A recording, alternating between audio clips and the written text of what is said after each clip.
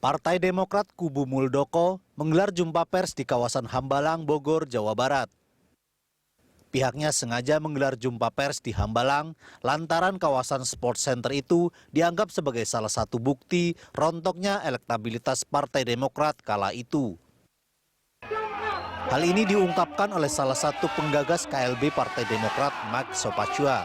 Menurutnya, lantaran kasus proyek Hambalang ini, sejumlah politikus Partai Demokrat kala itu seperti Andi Malarangeng, Angelina Sondah, hingga sang Ketua Umum Anas Urbaningrum terseret dan masuk penjara. Bahkan kasus ini pun akhirnya merontokkan elektabilitas Partai Demokrat meski sudah berganti kepemimpinan. Tapi kenapa kita buat di sini? Substansinya harus Anda catat. Tempat inilah, proyek inilah adalah salah satu bagian yang merontokkan elektabilitas Partai Demokrat ketika peristiwa-peristiwa itu terjadi. Dan yang paling penting, sebagian besar dari kawan-kawan kami yang terlibat sudah menderita, sudah dimasukkan ke tempat-tempat yang harus mereka masuk karena kesalahan. Tetapi ada yang tidak tersentuh hukum. Yang juga menikmati hasil dari sini ada yang tidak tersentuh hukum sampai hari ini. Sementara itu Partai Demokrat kubu AHY menilai langkah yang dilakukan kubu Muldoko dinilai sebagai bentuk frustasi. Bahkan langkah kubu Muldoko dianggap mengalihkan isu karena Kongres luar biasa tidak berjalan sesuai dengan harapan. Tim Liputan, Berita 1, Jakarta. Pemirsa, dua Demokrat bertarung di Hambalang. Itulah topik dialog kita pagi ini. Dan untuk membahasnya kita sudah terhubung dengan Ketua Dewan Kehormatan Partai Demokrat versi KLB, ada Pak Max Sopacua, dan Kepala Badan Komunikasi Strategis Partai Demokrat, Mas Herzaki Mahendra Putra, serta Direktur Eksekutif Parameter Politik Indonesia, Mas Adi Prayitno. Selamat pagi, Pak Max, Mas Herzaki, dan juga Mas Adi, terima kasih sudah bergabung bersama kami di Good Morning Jakarta. Ini saya ke Pak Max mungkin terlebih dahulu ya. Apa tujuan Partai Demokrat versi KLB ini melakukan jumpa pers di Hambalang, Pak Max? Terima kasih. Sebelumnya selamat pagi untuk semua di studio. Pak Kim, Pak Sakti, Mas Adi, gitu. Selamat pagi. Sebelum saya menjawab yang disampaikan atau pertanyaan tadi, saya ingin mengklarifikasi dulu bahwa berita dari tadi malam atau dari kemarin sore sampai pagi ini, dan sumber beritanya adalah Andi Arief, kawan kita dari Partai Demokrat kubu Pak AHY, mengatakan bahwa konferensi pers kemarin di Hambalang itu ada petir. Memang betul ada petir. Ketika saya berbicara ada petir pada waktu itu. Dan Pak Andi dalam rilisnya ke media lewat Twitternya saja menyebutkan bahwa ada 2 orang senior disambar petir. 2 orang senior Partai Demokrat yang kemarin itu disambar petir. Padahal itu berita bohong. Pak Andi Arief ini suka membuat berita-berita bohong gitu ya. Saya kira kondisinya masih dalam keadaan tidak normal gitu kan ya. Atau kurang tidur atau kurang asupan gitu, sehingga banyak sekali beliau membuat berita-berita bohong. Tahun lalu saya juga dibilang demikian, bahwa saya dan kawan-kawan akan menjual partai ini ke Sandiaga Uno pada waktu itu. Tapi sebenarnya semuanya tidak terbukti. Nah, inilah bagian-bagian yang kita rasakan perlu diklarifikasi, dan teman-teman di kubu AHY juga harus melihat Pak Andi Arief ini suka membuat berita-berita bohong. Hari ini juga muncul, pagi ini juga muncul gitu ya.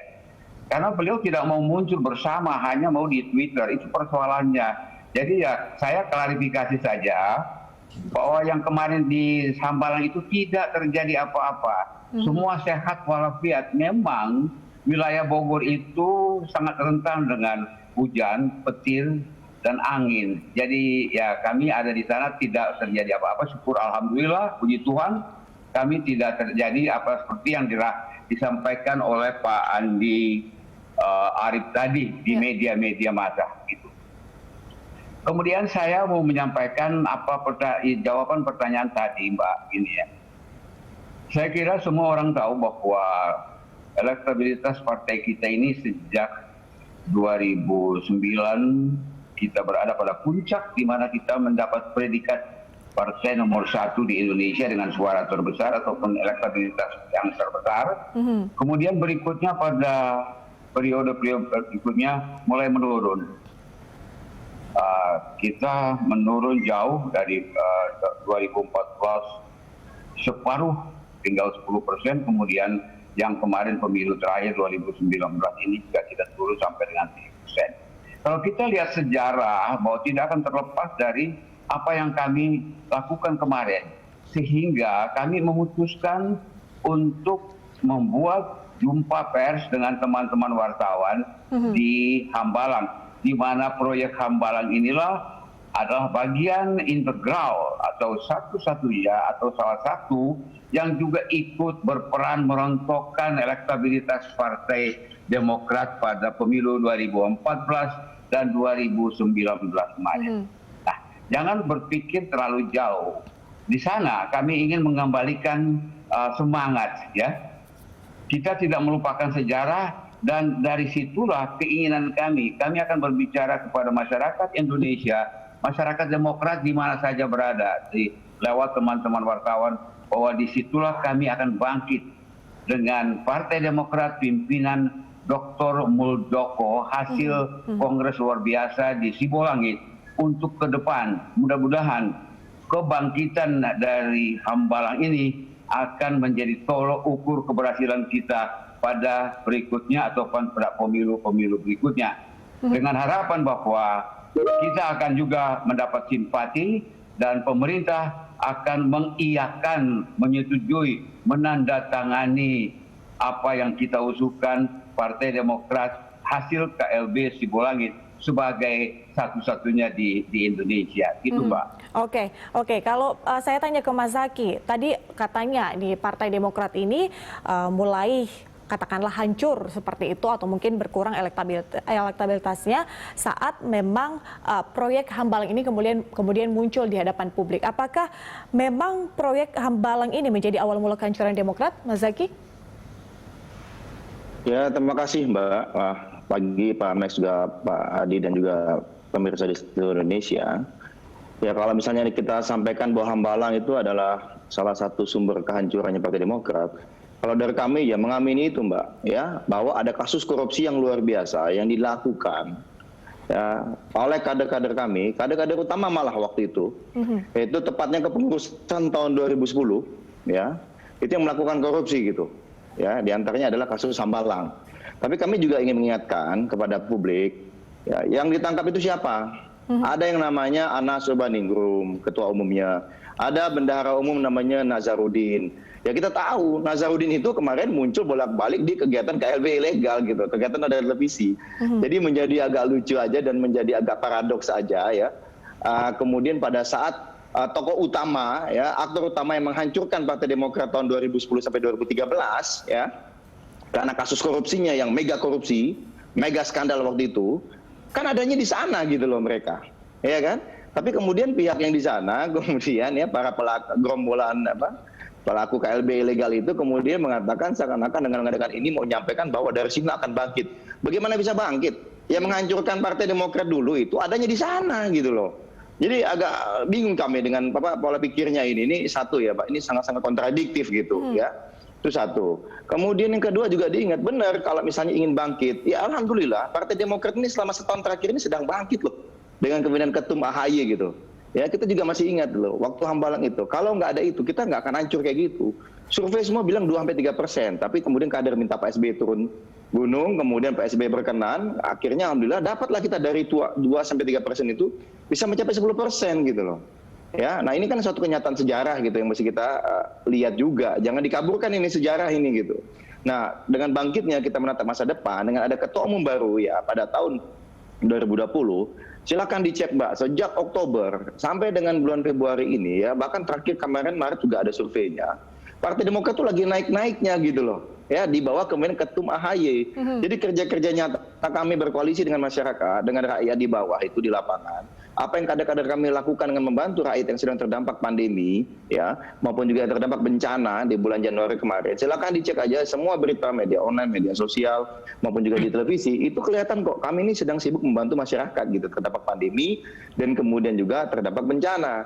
Sayangnya ada segerombolan ya pengacau keamanan, gerakan pengambil alihan kepemimpinan Partai Demokrat GPKPD ini yang diinisiasi oleh teman-teman yang juga menginisiasi KLB ilegal ini, kemudian membuat berita tentang kami malah jadi tentang itu gitu loh ya. Dan kemudian mohon maaf, emang energi kami pun para pengurus DPP, DPD dan DPC agak tersedot juga nih buat mengurusin yang begini-begini. Sebenarnya kalau tidak ada intervensi oknum kekuasaan, kami sih ini sih gerakan kecil aja, nggak ada perlu kita pikirkan gitu. Jadi agak kontradiktif nih, ada dua hal. Satu terkait dengan Hambalang, kedua juga terkait dengan kita sedang bangkit gitu loh. Tapi malah diganggu ini gitu loh. Sedang bangkit tapi diganggu ini. Mas Zaky, itu sih kalau dari kami dengan melihatnya kata lain, gitu. Anda ingin mengatakan bahwa jumpa pers yang digelar kemarin di Hambalang tidak ada substansinya? Iya, benar lah, tidak ada substansi. Malah sebenarnya mereka membuka kedok mereka sendiri gitu.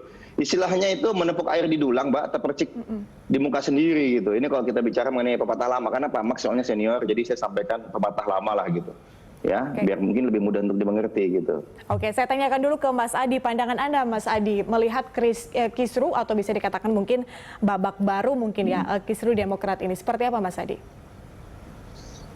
Ini bukan babak baru, saya kira ini adalah babak lama sebenarnya yang berlanjut ya. Yang terus diulang dengan membangun narasi-narasi, klaim-klaim siapa yang kira-kira yang dianggap paling solid, paling punya otoritas untuk membesarkan Partai Demokrat. Termasuk misalnya konferensi pers yang dilaksanakan di Hambalang.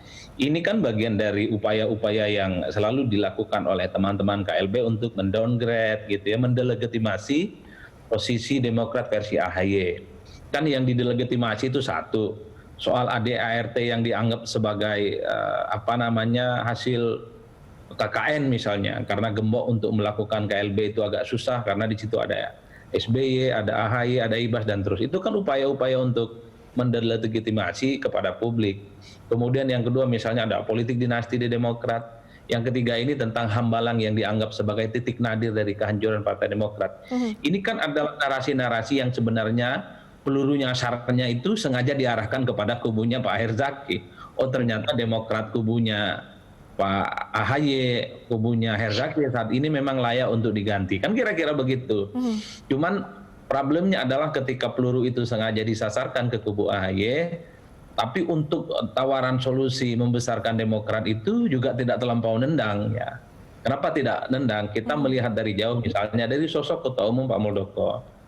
Dari berbagai survei-survei misalnya elektabilitasnya tidak jauh lebih baik misalnya itu ketimbang AHY. Itu harus diakui. Survei parameter Februari lalu, Desember, bahkan tahun-tahun sebelumnya Pak Muldoko memang elektabilitasnya kalah jauh ketimbang AHY.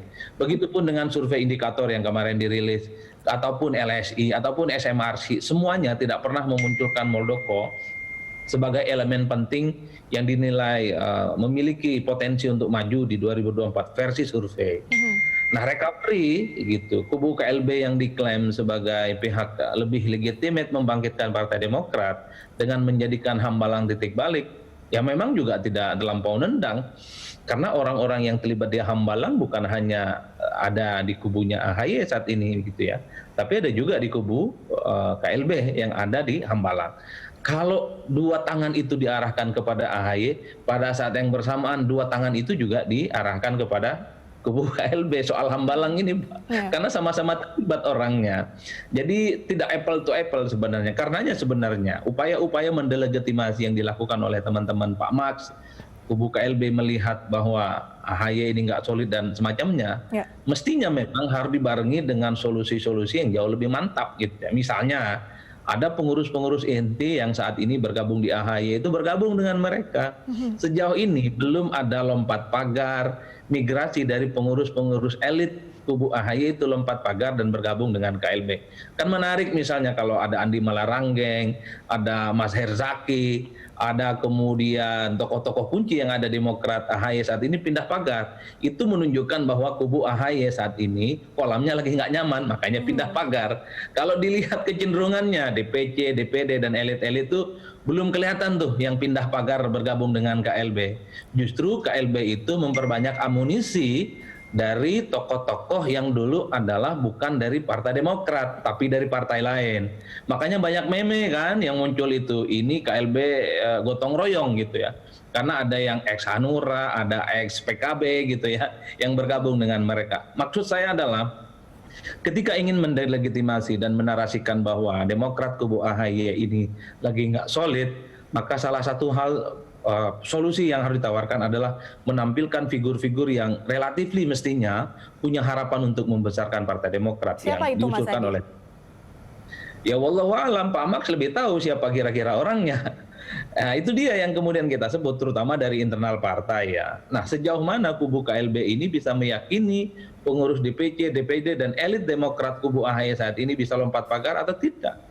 Kalau tidak lompat pagar kan repot gitu ya. Orang menganggap, wah ini sama saja KLB ini, bahwa angin surga yang dijanjikan tidak sesuai dengan harapan, karena mereka tidak pernah akan menjanjikan perbaikan apapun, karena de facto gitu ya, karena secara politik soal postur pemimpinan mereka saat ini tidak sekuat dan tidak setangguh yang mereka janjikan selama ini. Oke, baik. Pak Max, bagaimana tanggapan Anda terkait dengan elektabilitas Pak Muldoko yang dipandang lebih rendah dibandingkan AHY? Tapi ditahan dulu Pak Max, kita akan, atau saya akan berikan kesempatan kepada Anda untuk menjawab di segmen berikutnya. Pemirsa tetaplah bersama kami, Good Morning Jakarta akan kembali usai jeda.